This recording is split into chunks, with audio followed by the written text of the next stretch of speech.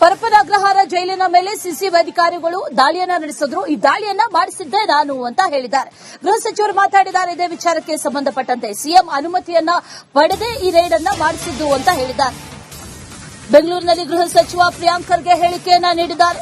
ಸಾಕಷ್ಟು ಲೋಪ ಕಂಡು ಬಂದಿದ್ದು ಕ್ರಮ ತೆಗೆದುಕೊಂಡಿದ್ದೇವೆ ಅಂತ ಹೇಳಿದ್ದಾರೆ. ಜೊತೆಗೆ ಯಾರ್ಯಾರು ಸಹಕಾರ ಕೊಟ್ಟರು ಅವರನ್ನು ಕೂಡ ಸಸ್ಪೆಂಡ್ ಮಾಡುವಂತೆ ಆದೇಶ ಮಾಡಿದ್ದೇನೆ ಅಂತ ಹೇಳಿದ್ದಾರೆ. ಈ ಸಿಸಿಬಿ ರೇಡ್ ಸ್ವಪ್ರೇರಣೆಯಿಂದ ಎಲ್ಲ ನಾನೇ ಮಾಡಿಸಿದ್ದು. ಯಾವುದೇ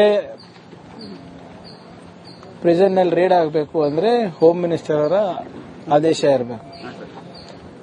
ತಮ್ಗೆ ಗೊತ್ತಿರೋ ಹಾಗೆ ಎರಡು ವಾರ 3 ವಾರದ ಹಿಂದೆ ನಾನೇ ವಿಸಿಟ್ ಮಾಡಿದ್ದೆ. ವಿಸಿಟ್ ಮಾಡಿದಾಗ ಅಲ್ಲಿ ಕೆಲವು ಲೋಪಗಳನ್ನ ನಾನು ನೋಡಿದೆ.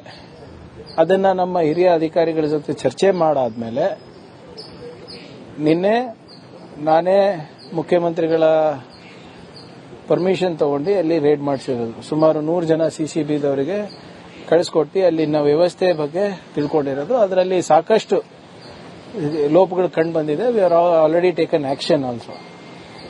ವಿಡಿಯೋ ಬಂದಿದೆ, ಆಡಿಯೋ ಬಂದಿದೆ, ಅವು ಯಾವುದೂ ಇಲ್ಲ. ಇದು ನಮ್ಮ ಜವಾಬ್ದಾರಿಯುತ ಒಂದು ಅಧಿಕಾರಿಗಳ ಒಂದು ಇನ್ಫಾರ್ಮೇಶನ್ ಮೇರೆಗೆ ಮತ್ತೆ ನನ್ನ ಇನ್ಫಾರ್ಮೇಶನ್ ಮೇರೆಗೆ ನಾವು ಮಾಡಿಸಿರೋದು.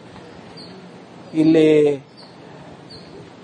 ಇದಕ್ಕೆ ಸಹಕಾರ ಕೊಟ್ಟಂತ ಎಲ್ಲ ಅಧಿಕಾರಿಗಳಿಗೂ ಈಗಾಗಲೇ ಸಸ್ಪೆನ್ಷನ್ ಮಾಡಬೇಕಂತ ಆದೇಶ ನೀಡಿದ್ದೇನೆ.